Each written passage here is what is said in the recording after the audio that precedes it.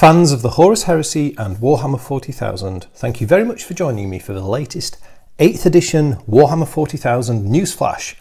And today's date is the 5th of May 2017. So we have had another post on the Warhammer community website to do with the rules. Yesterday, or the 4th of May, there was a fluffy post that went up, so you know, go check that out if you want, but that's not really what I'm focused on here. This is about the rules.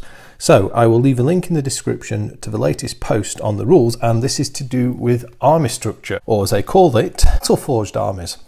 Oh, before we get into this, let's just talk about graphics. We've got all the components that we've come to know and love. Our little highlighter, underline, we've got the colourful spots with the rings. I'm proud to announce that I've doubled, I tell you, doubled, that's an increase of 100% the budget for paper for tonight. And you can see how I've mounted our normal white piece of paper on this rather handsome looking red background. So yeah, that's 2 sheets of paper. It's incredible. Who knows what we might achieve next. Let's get into the meat and potatoes of this particular bulletin. This is talking about army structure. I'm beginning to wonder if Games Workshop has hacked into my iPad, because 18 months ago I wrote a list along with a couple of friends where we put together a list of ideas about all the things we'd like to change in 7th edition. And as GW is releasing these bulletins, it's uncanny as to the number of similarities between the lists that we prepared, you know, we're just 3 guys and doing this as a group, and the changes that GW is actually telling us they've put into 8th. And this latest one addresses another of the bugbears that I had with 7th edition, which is around army organisation. Let's talk details. So the first thing is formations have gone. Now, I said this is good. Now, I kind of look at this as a bit of an outside observer. I play the Horus Heresy. Formations are a 40k type affair. I've played 40k a little bit on and off over years. I've never really liked the concept behind formations, and I certainly don't like all of the digital army upgrades that keep getting released, because it just complicates the whole army structure thing into a complete morass. And it also makes it really difficult for all players to understand the rules across the board for all armies. I mean, yes, admittedly, they're all, you know, if you want to understand an opponent, then you need to have their codex, but all the formation stuff and all of these digital PDF downloads have just made it unmanageable in my view. And that seems to be what Games Workshop thinks, because the formations are gone. I don't know about the digital little upgrade bits, but we'll see. These are then being replaced with generic detachments. So what does that mean? Generic means they can be used by anyone. So there's now no longer any race specific detachments. There'll be a number of templates that everyone can use. They're saying they've said a dozen of these. I like this. I like the idea of everyone is on a level playing field for the army organisation. And it also, I think it encourages players, it challenges players to build armies according to the characteristics of the troops, as opposed to, instead of creating bonuses by putting particular units together and doing stuff that kind of pushes their capabilities outside of what they were originally designed to do. And that's the sort of thing that unbalances the game. The next point is there will be 9 unit types that make up a detachment, i.e.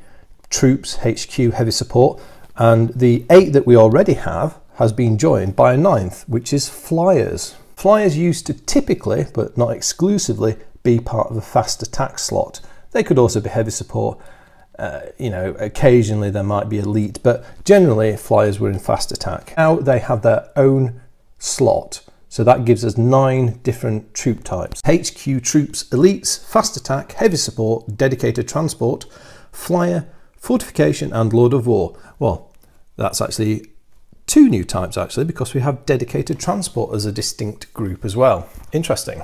Forces that comply, or forces that are compliant with a battle-forged army structure, will receive some benefits. Come on to that later. These should be geared towards playing open play, narrative, or of course the matched play, which is an interesting idea. As to why you'd want to use a battle-forged army template in an open play army, well, I guess you could use it to get the command benefits perhaps. But yeah, I think we need to know more about that before we understand that fully.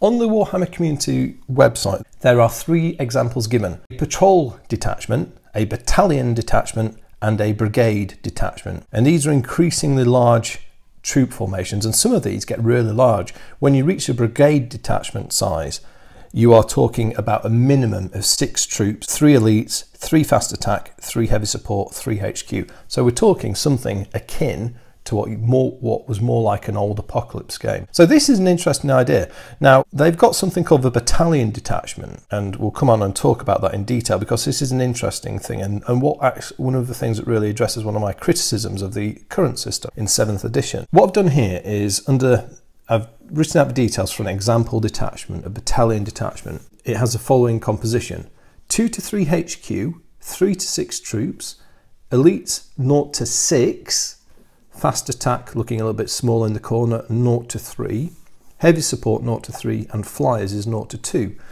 Dedicated transports are available. You can take one for every other choice. So that sounds like it's about 50% of your choices in total you can take dedicated transports for. So that says to me that dedicated transports are now a more flexible pool of resources, and sounds like you're going to be less restricted as to who you give a dedicated transport to, which I quite like the idea. In combat forces, you tend to have a transport pool, and you will put whatever troops on into that transport pool that you need to fulfill a particular mission. When you do a detachment, a battalion detachment, all your troops have to be from the same faction, so this knocks out the capability to do allies, it sounds, but maybe there's an allied detachment, I don't know yet. And then finally, you will also get a command point resource as well. And in the case of the battalion detachment, you get 3 additional command points.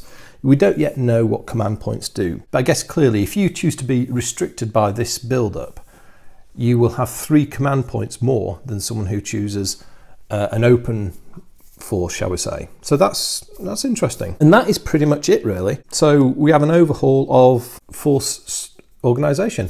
What do I think about this? Well, although I don't use them a lot, conceptually I never like them. So I'm glad to see formations go. I'm also glad to see it from a point of view of a future vested interest in the Horus Heresy moving on to 8th edition. It's good to be rid of them. I like the idea of flyers having a distinct detachment, because flyers could be one of the most broken parts of any given force organisation, and also given the lack of availability of anti-aircraft weapons to your troops, which is a problem with 40k forces. If you look at modern technological armies, you will have good availability of handheld SAM launchers to your standard troops.